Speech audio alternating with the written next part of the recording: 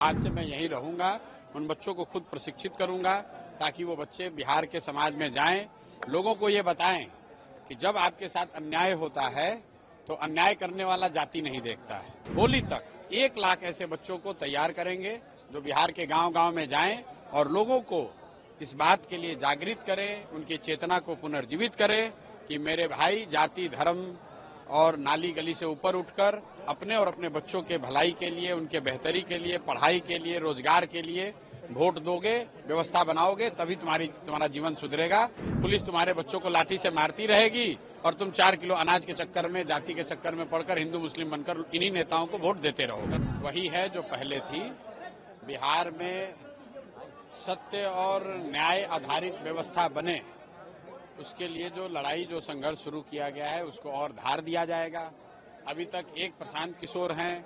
अब इस आश्रम के जरिए बिहार में, जैसा मैंने आपको बताया, 1 लाख सत्याग्रह के सिपाही, मतलब 1 लाख युवाओं को सत्याग्रह की महत्ता, सत्याग्रह की ताकत, उसको कैसे जमीन पर उतारा जा सकता है, उसको करने के लिए इस व्यवस्था को बना रहे हैं। अब आज से मैं यहीं रहूंगा, उन बच्चों को खुद प्रशिक्षित करूंगा ताकि वो बच्चे बिहार के समाज में जाएं, लोगों को ये बताएं कि जब आपके साथ अन्याय होता है तो अन्याय करने वाला जाति नहीं देखता है। जब आपके साथ अन्याय होता है तो अन्याय करने वाला हिंदू मुस्लिम नहीं देखता है।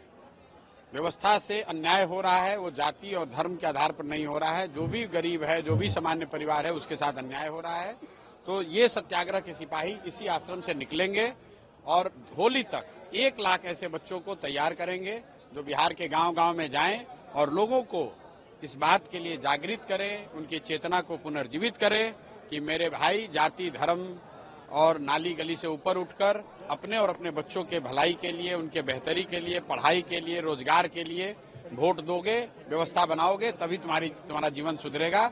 वरना पुलिस तुम्हारे बच्चों को लाठी से मारती रहेगी और तुम 4 किलो अनाज के चक्कर में, जाति के चक्कर में पड़कर हिंदू मुस्लिम बनकर इन्हीं नेताओं को वोट देते रहोगे। गांधी मैदान से गंगा में हम आगे हैं, आगे क्या करेंगे? बीपीएससी को भी लेकर कोर्ट का फैसला जाने वाला था, जो रिट आप लोगों ने डाली थी। नहीं, तो कोर्ट में तो सुनवाई शुरू हो गई और वो न्याय का मंदिर है, तो न्याय के मंदिर से तो अन्याय होगा नहीं।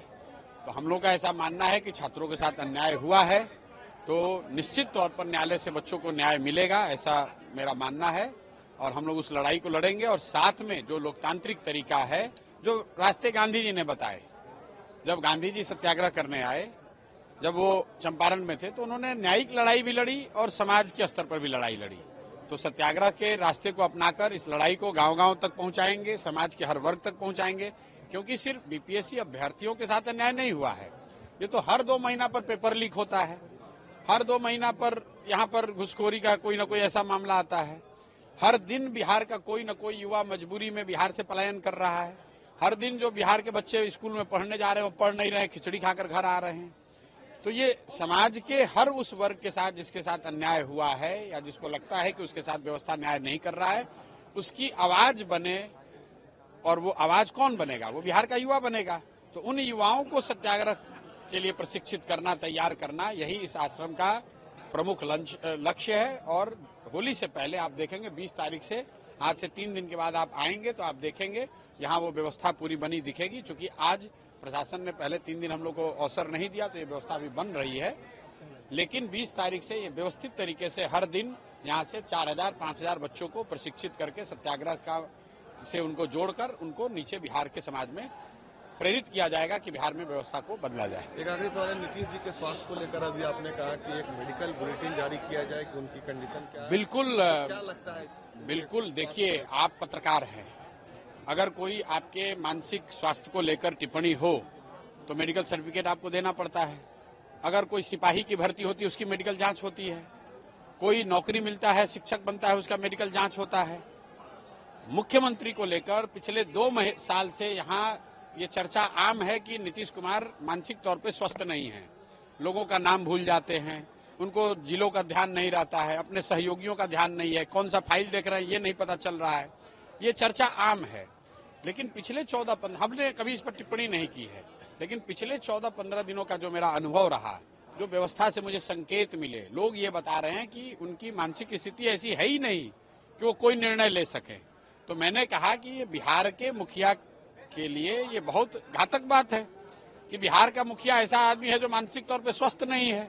तो सरकार के हित में है, ये तो नीतीश कुमार के हित में है कि नीतीश कुमार अपने चुने हुए डॉक्टरों से एक मेडिकल सर्टिफिकेट तो जारी कराएं कि मानसिक तौर पे स्वस्थ है मुख्यमंत्री रहने के लिए। यही मांग कर रहे हैं। न्यूज नेशन अब व्हाट्सएप पर खबरों के ताजा अपडेट के लिए न्यूज नेशन के इस QR कोड को स्कैन करें।